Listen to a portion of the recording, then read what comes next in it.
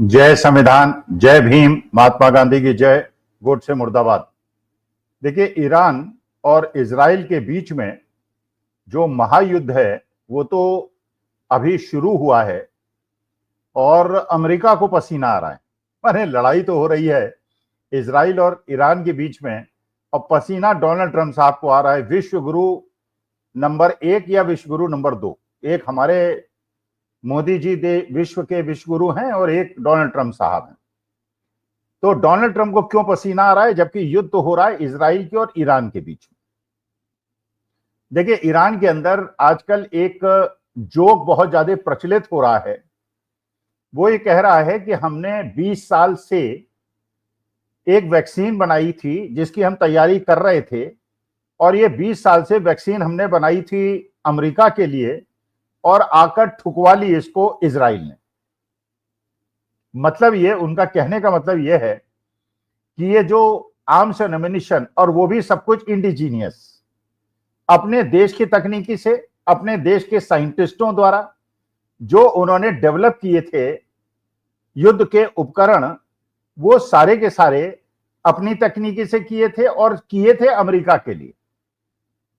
लेकिन बिना बात इजराइल आकर कूद गया और ये वैक्सीन की पहली डोज उन्होंने इजराइल के लगा दी।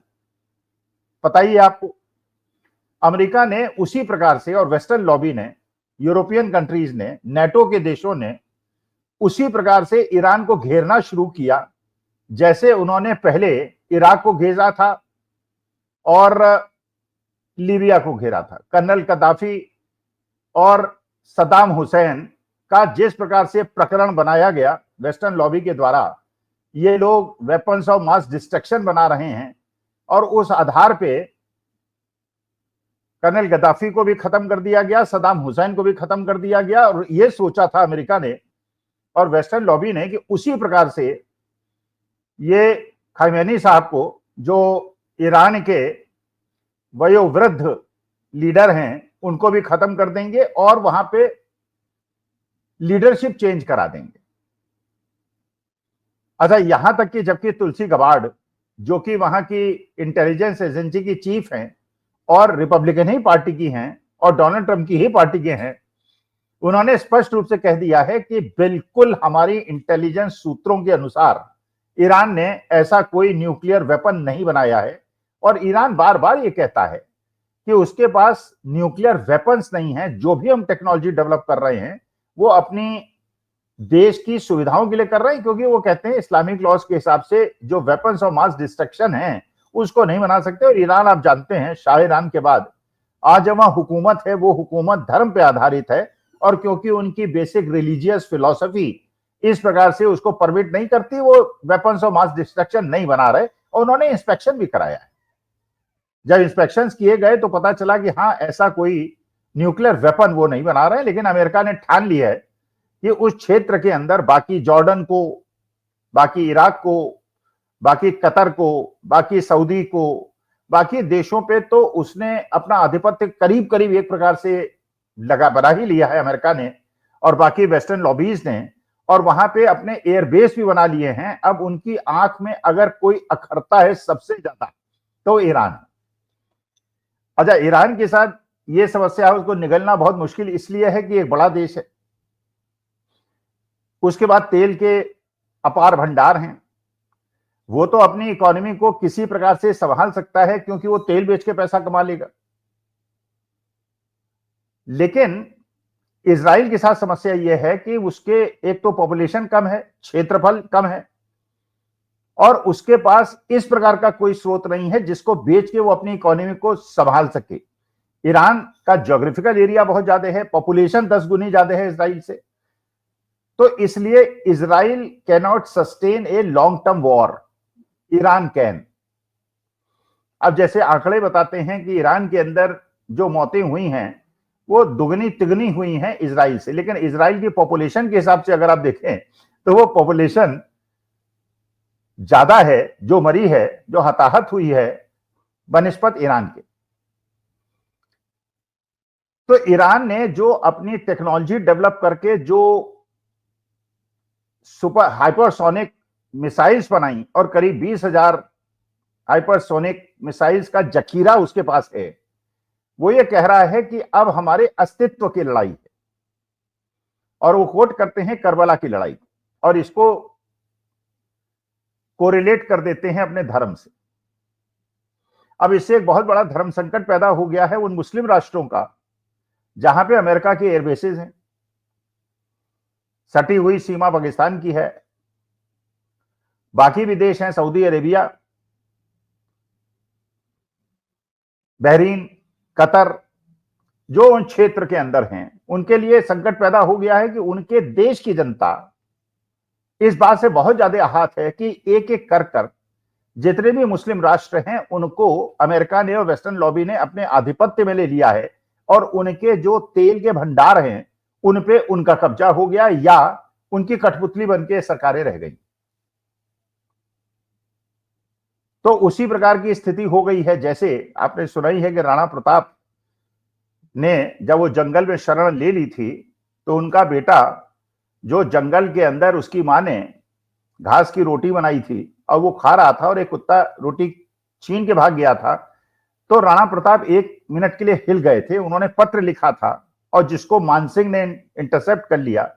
जब उन्होंने देखा तो उन्होंने एक पत्र बैक लिखा इनको राणा प्रताप को कि भाई देखो, तुम ही हो जो लड़ रहे हो, हम लोगों ने तो सरेंडर कर दिया, तुम सरेंडर मत करो, मेरी तुमसे प्रार्थना है सरेंडर मत करो। राणा प्रताप ने सरेंडर नहीं किया था और अपने प्राण दे के भी अपने आत्मगौरव की रक्षा की थी। उसी प्रकार से आज के तारीख में जो बाकी मुस्लिम राष्ट्र उस क्षेत्र के हैं उनके जनता के बीच में ईरान का ज्यादा प्रभाव बढ़ गया है, और जनता पूरी तरह से यह समझ रही है कि अगर इस प्रकार से मुस्लिम राष्ट्रों को एक एक करके अमेरिका और वेस्टर्न लॉबी लीलती रही तो उन लोगों का अस्तित्व, उनका धर्म खतरे में पड़ जाएगा। तो धर्म खतरे में पड़ जाएगा का जो चरितार्थ हो रहा है, और ईरान के अंदर पूरी की पूरी पॉपुलेशन खामेनी साहब के साथ, अच्छा खामेनी साहब के साथ एक और जो वहां के विशेषज्ञ बताते हैं और वहां के लोग बताते हैं कि वो बड़ा सामान्य जीवन है उनका, ऐसा नहीं है कि बड़े आलीशान बंगलों में रहते हैं जैसे सद्दाम हुसैन के साथ था कि वो एक डिक्टेटर था और हर जगह उसके राजमहल थे, महल थे, बड़े बड़े महल थे, और वो दबा के अपनी जनता का शोषण भी करता था। इसलिए जनता को जब मौका मिला वो सद्दाम हुसैन के साथ सामने खड़ी हो गई और कोई सहानुभूति नहीं दिखाई। लेकिन खामेनी साहब के साथ ऐसा नहीं, वो जनता से मिलते हैं, सामान्य जीवन में मिलते हैं, और वही वृद्ध नेता हैं तो उनकी एक्सेप्टेबिलिटी, विरोध है उनके ईरान में भी विरोध है, लेकिन जब से ये इजराइल ने आक्रमण किया है और ईरान ने फायर बैक किया है उसके बाद वहां पे उनकी एक्सेप्टेबिलिटी बढ़ गई। तो खामेनी साहब की तो एक्सेप्टेबिलिटी बढ़ गई, और नेतन्याहू जो इजराइल के राष्ट्रपति हैं उनकी एक्सेप्टेबिलिटी कम हो गई।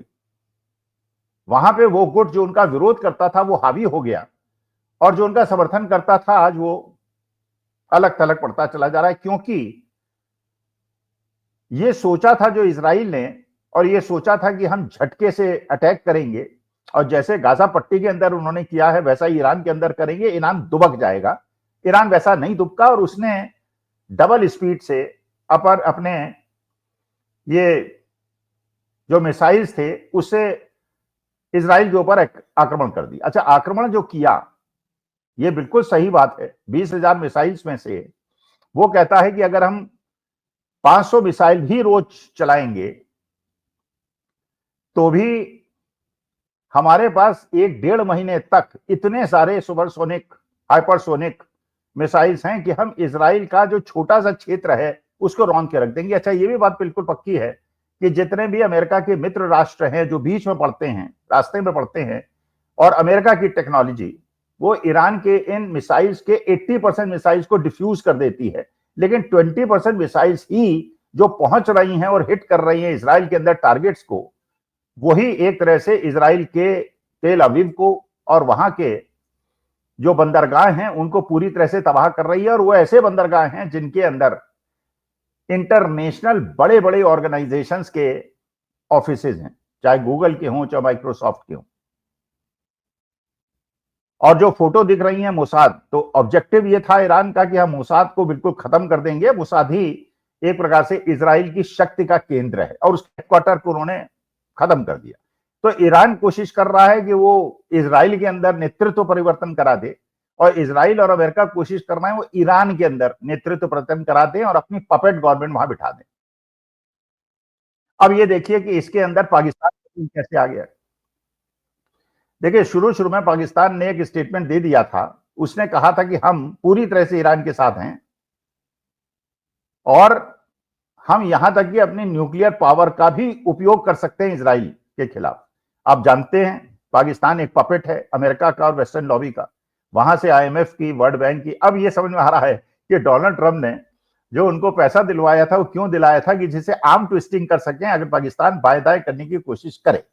पाकिस्तान ने बाएं दाएं करने की कोशिश की, उसने कहा कि हम ईरान के साथ हैं और हमने न्यूक्लियर पावर का भी उपयोग कर सकते हैं। तो इसीलिए मुनीर को जो राष्ट्रपति ट्रंप ने अपने व्हाइट हाउस के अंदर खाने पे बुलाया और बड़ा भव्य खाना दिया और वहां किसी जर्नलिस्ट को भी नहीं आने दिया, 1 to 1 बात की उन्होंने।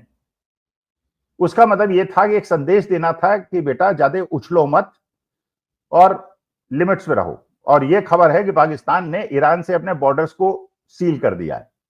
अच्छा, दूसरी तरफ यह खबर है कि इजराइल ने जहां भारतीय लोग जो वहां जाके नौकरी करने गए थे या बस गए थे, उनकी मदद करने से इनकार कर दिया है। भारत सरकार ने भी अपने हाथ खींच लिए हैं, बल्कि ईरान उससे ज्यादा बेटर ट्रीट कर रही है इंडियंस को, कह रही है कि अगर आप देश छोड़ के जाना चाहते हैं तो हम आपकी मदद करेंगे। ईरान के अंदर जो नेचुरल डेली सेवाएं हैं वो उसी प्रकार से चल रही हैं जैसे हमेशा चलती हैं, लेकिन इजराइल के अंदर वो डिसरप्ट हो गई। अब सबसे बड़ा जो प्रश्न चिन्ह पैदा हो गया है, जो जैसे हमारे उत्तर प्रदेश के अंदर एक शब्द यूज हम लोग करते हैं, टशन लेना। टशन लेने का मतलब यह है कि आदमी हाँकता बहुत ज्यादा है, फेंकता बहुत ज्यादा है, अगले को इतना ज्यादा आतंकित कर देता है कि वो आदमी उससे प्रभावित हो जाए और डर जाए। यही डोनाल्ड ट्रंप ने करने की कोशिश की। पहले उन्होंने सोचा कि इजराइल आक्रमण करेगा, ईरान दुबक जाएगा, लेकिन ईरान को इस चीज की आदत है, पिछले 30 साल से उसे आदत है, उसे धमकी मिलती रहती है अमेरिका की तरफ से कि तुम वही लिबरलाइज्ड और फ्री सोसाइटी बनाओ जो शाह ईरान के समय में थी, और ये धर्म आधारित जो तुम्हारी राजनीति है ये हमें रास नहीं आती है। और वो आदत है तो they are going to face it. Israel के उसका आक्रमण का जिस प्रकार से जबरदस्त जवाब दिया ईरान ने, अब अमेरिका को परेशानी हो गई कि करें तो करें क्या। ये तो ठीक है कि यूके ने और अमेरिका ने अपने जितने एयर बेस स्टेशन थे उनके अंदर रसद बढ़ा दी, अपने लोग बढ़ाने शुरू कर दिए। चीन ने दूसरे हाथ से युद्ध उपकरण ईरान को भेजने शुरू कर दिए। पुतिन ने फोन करके डोनाल्ड ट्रंप से कहा कि महाराज बहुत हो गया, अब इसको रोक दीजिए। इसका मतलब यह है कि रूस ने भी इंडिकेशन दे दिया है, चीन ने भी इंडिकेशन दे दिया है कि अगर आप सोच रहे हैं कि ईरान को खत्म करके उस पर्टिकुलर सब कॉन्टिनेंट के अंदर अमेरिका अपना कब्जा कर लेगा तो हम नहीं होने देंगे। और आप जानते हैं रूस आज के तारीख में यूक्रेन से कम भिड़ा हुआ है, अमेरिका से और नेटो से ज्यादा भिड़ा हुआ है। तो यह बात यूएसए के लिए भी बहुत ज्यादा कष्टप्रद है कि अगर एक पर्टिकुलर एरिया में अमेरिका का पूरा आधिपत्य हो जाए। अमेरिका ने जिस प्रकार से रूस को परेशान किया है और उस पर सैंक्शंस लगाए हैं, तो पुतिन और आज के तारीख में जो परिस्थिति है कि युद्ध को रुकवाने की अगर जितनी क्षमता डोनाल्ड ट्रंप के पास है उससे ज्यादा है चीन और रूस के पास है, पुतिन और शी जिनपिंग के पास है। और नॉर्थ कोरिया भी साथ खड़ा हुआ है। पाकिस्तान तो चलिए न्यूट्रल हो गया। अच्छा, एक चीज और समझने की बहुत ज्यादा आवश्यकता है, इसीलिए कहते हैं कि जीवन में न्यूसेंस वैल्यू होनी चाहिए। पाकिस्तान के मुनीर को बुला लिया व्हाइट हाउस में और हमारे मोदी जी को उतनी तवज्जो नहीं दीजिए जिसके वो हकदार हैं, भारत के प्रधानमंत्री होने के नाते जिसके अधिकार हैं। कारण यह है कि आज के तारीख में Pakistan has a nuisance value, India doesn't have a nuisance value. Pakistan की न्यूसेंस वैल्यू क्यों है? क्योंकि जो ऑपरेशन सिंदूर हुआ उसके अंदर चीन भी उसके साथ खड़ा हो गया, नॉर्थ कोरिया भी उसके साथ खड़ा हुआ, अजरबैजान भी उसके साथ खड़ा हो गया, तुर्की भी उसके साथ खड़ा हुआ। और तुर्की कोई तकनीकी रूप से कम सक्षम देश नहीं है, बड़ा मजबूत देश है, आर्थिक रूप से भी मजबूत है, पर्यटन के हिसाब से मजबूत है और technologically also it is very strong nation. तो अमेरिका को यह है कि कहीं ऐसा ना हो कि पाकिस्तान दूसरे लॉबी की तरफ चला जाए और मेरे लिए परेशानी क्रिएट कर दे, इसलिए उन्होंने मुनीर को खाने पे बुलाया और न्यूट्रलाइज कर दिया पाकिस्तान को। भारत को न्यूट्रलाइज करने की आवश्यकता ही डोनाल्ड ट्रंप इसलिए नहीं समझते हैं क्योंकि उन्हें लगता है कि भारत तो हमारे चंगुल में है, भारत तो निकल ही नहीं सकता। और उसका मेन कारण जो है वो ये है कि चीन से हमने इतनी ज्यादा शत्रुता ले ली है पाकिस्तान के चक्कर में, और नॉर्थ कोरिया से तो एक लॉबी से तो आप बिल्कुल अलग हो गए। रूस जो आपका विश्वास दोस्त था उसे भी आपने एक प्रकार से धता बता दी जब उसके यहां से उपकरण खरीदने बंद कर दिए, तेल खरीदना बंद कर दिया। पहले तो आपने बहुत सारा तेल खरीदा, उनकी आर्थिक मदद की, लेकिन अब अमेरिका के कहने पे तेल खरीदना बंद कर दिया और आपने उपकरण खरीदने शुरू कर दिया अमेरिका से, क्योंकि अमेरिका के अंदर अडानी जी का 2 मामले फंसे हुए हैं।